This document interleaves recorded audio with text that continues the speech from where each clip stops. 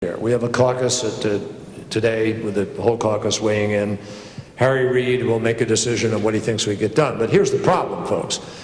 Healthcare took us all the way up until whenever it was, May, etc. We are down to 2 weeks before we break for the August recess. We have 3 months to go before an election. We come back and we have 3 weeks in September. I don't think any comprehensive energy bill has ever been passed off the floor of the Senate in less than about 3 weeks. And the fact is, this is a very complicated bill because it requires a lot of different moving parts. I'm very realistic about this. Nobody's been more passionate about it and pushing it harder than I am. But this is not going to die. Absolutely rest assured, it's not dying, it's not going away.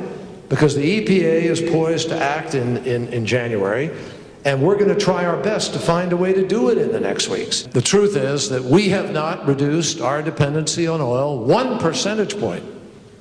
Not 1 percentage point.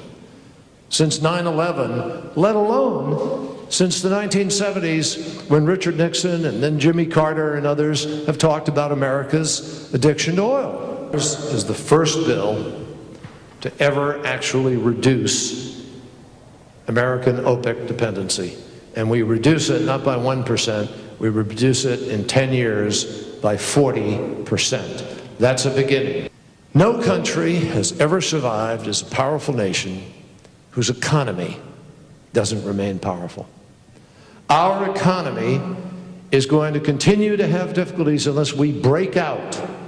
China, India, Mexico, Brazil, Germany, many other countries have committed to alternative energy, renewable energy, energy efficiency, getting off of oil, all these things. We're not.